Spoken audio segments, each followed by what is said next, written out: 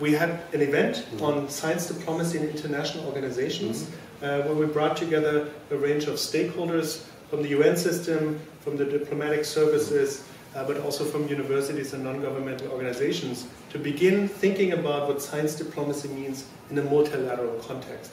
So to begin with, I'd love to ask you, what were some takeaways for you, and how do you think we can take this idea of a multi-stakeholder, multilateral approach to science diplomacy forward? Well, I mean, my takeaway is that there's a wide recognition that we need to build trust in science and deal directly with disinformation and distrust of science. And related to that, we're at a moment of crisis of disinformation coupled with a climate crisis and equity crisis. And I think we only solve that through kind of having multi-stakeholder, being intentional about multi-stakeholder gatherings and building that structure to enable multi-stakeholder solution building. Thank you. What about you, Bill? I very much appreciated the cross-pollination today of ideas and perspectives and roles as well. Rarely do you see diplomats and corporate officials and university officials sitting at the same table. I think that's the same recognition that we have at universities as well, is that we educate scientists and science students in one silo, and those who head toward law and communication and other skills in another. And there's very little cross-sectioning, there's very little overlap. And that gap has to be solved. And I think to your point, one of the things that really emerged from those conversations today is that yes, those silos exist, but very similar questions and approaches are being considered by those various actors. I thought that was really fascinating, how the question of education early, multi-stakeholder approach that's also locally grounded came up, but also the question of science not only as a rational pursuit, but that it includes cultural understanding and empathy. So what are some thoughts that you have along those trajectories? I was interested at our table, we had a discussion about what does science diplomacy mean?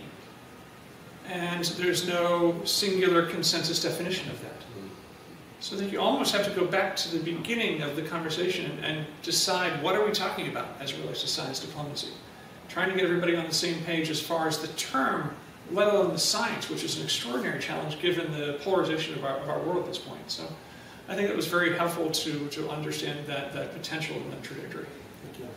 Yeah, I would say one of the interesting observations that came at our table is that there's such a mismatch between the real good energy about wanting to build a trust and wanting to do this multi-stakeholder work and the institutional culture built up over decades to not really promote that, right?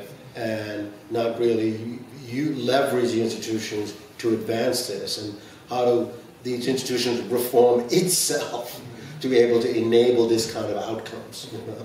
So I think this now leads us into also a conversation about some of the challenges of implementing a more inclusive and accessible science diplomacy, and I think you rightfully point out some structural challenges.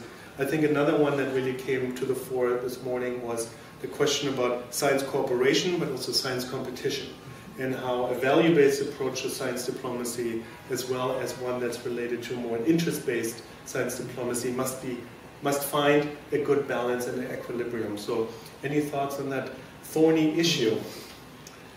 I think from a higher ed perspective, we need to be more cognizant of the need to widen our science students' educations, to include experiential learning opportunities, these simulations that I mentioned, the grand challenges that they could take on, but not within their own bubble, but collectively within their peers around the world using these technology-mediated discussions. So there are ways to break down these silos amongst these students. This is truly the green wave, the green generation, and we're behind. Yeah, I would just add two areas. Scientists are not taught to communicate, and we cannot build trust without effective communication with folks who are not scientists. And the other global problem is even the definition of multi-stakeholderism right? It's sectoral, right? And we need to break down the sectoral approach, whether it's, you know, COPs, which are technically government-to-government consultations.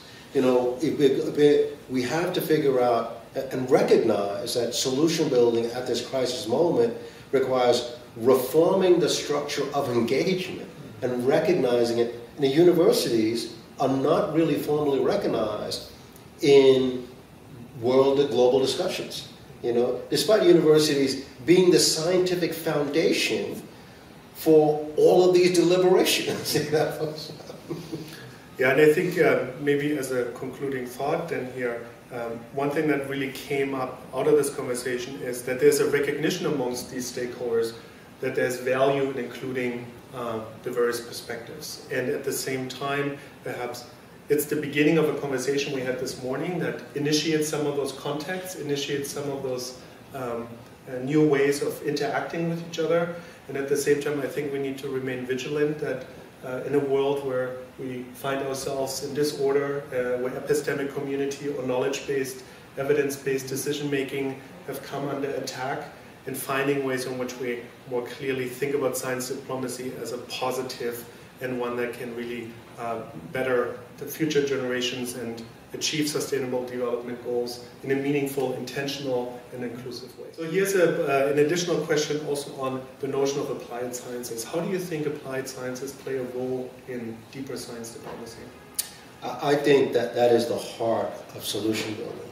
I mean, I think academia and the way we incentivize progress in careers in universities has to change from publication to applied science. We're not going to solve the problems of climate adaptation, climate mitigation, some of the most systemic issues, by just publishing paper. Paper publishing is really important. Peer-reviewed science is really important.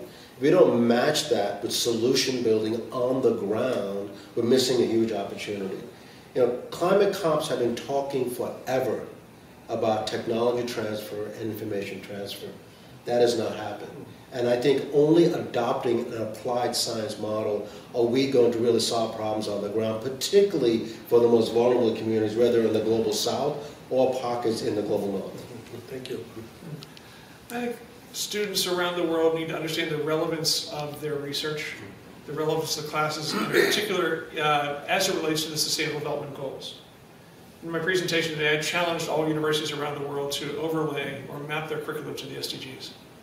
And then make it very clear to the students, these budding scientists, the budding diplomats, that their work has global ramifications and it's in line with the Global Grand Challenge. Thank you. And with that, I'll thank you all. Thank you.